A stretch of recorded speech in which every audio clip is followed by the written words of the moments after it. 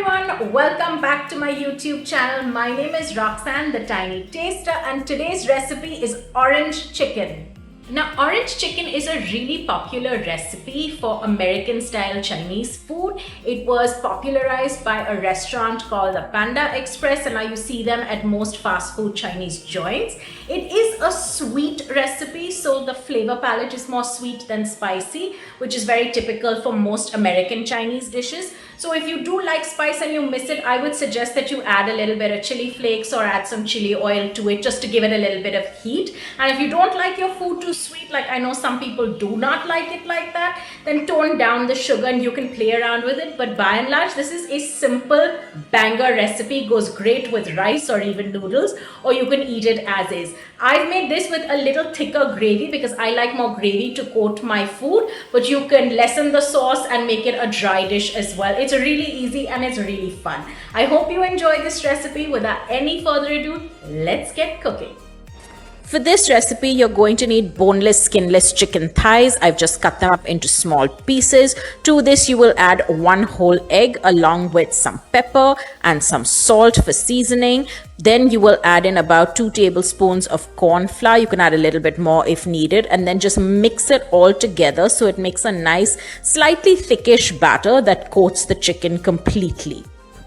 In a deep wok or pan, you will add in your oil and then wait for it to get nice and hot. And then once it gets hot, you will add in your chicken pieces one by one. Don't add it all together, otherwise it'll clump together and get crowded and won't cook. I feel like my oil at this point is not as hot as it should have been or could have been. So I feel like I would heat this a little bit more. So let it heat for about 5 to 10 minutes till it gets nice and hot, and then slowly start adding in your chicken pieces. You could do it by hand. I've just used a spoon so it's easier that I can try and get all the batter to coat the chicken as well.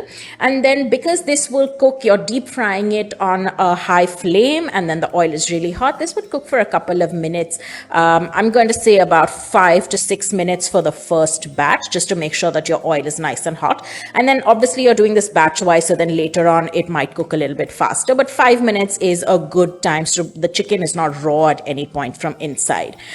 Just mix it about together so that all the pieces coat. I might have added a little less oil. I'm always so scared to deep fry things. I hate that, but traditionally all Chinese food is deep fried. You just don't realize it.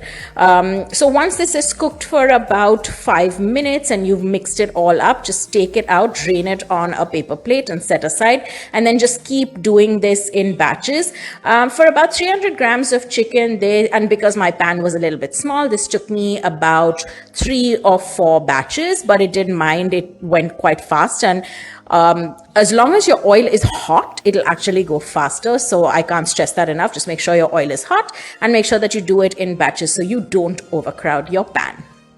I'd like to point out here that some recipes like to double fry their chicken. What that means is that you will fry it once, you will take it out, let it rest, and then you will throw the cooked pieces back into the pan and fry it again for another couple of minutes so it gets a second fry. So you're double frying it. It just adds a crispier texture. It also ensures that the chicken is cooked completely. So you can do that if you would like. I don't necessarily feel the need to. I feel like if you've cooked it once, it's good enough. So either which ways, once your chicken is all cooked and ready, you will set it aside and get started on your sauce.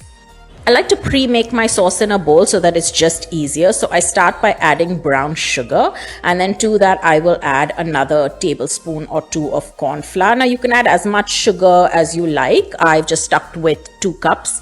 To this again some seasoning, so I add in some pepper, a little bit of salt, or you can skip the salt and just go straight in with your soy sauce. I've used a lightish soy sauce. You could use a dark one to give you more flavor. And then the main ingredient of this entire recipe is, of course, your orange juice. You could use freshly squeezed orange juice. You could use a canned orange juice. I just use a packet of juice. It just makes life easier. You could zest your orange if you had that as well. And then just mix it all together. And I know at this point the sauce should look really orangey, but my supposed light soya sauce turned to be a little bit darker. So that's why it's got this slightly mustardish color. But you can add as much or as little of the ingredients that you'd like.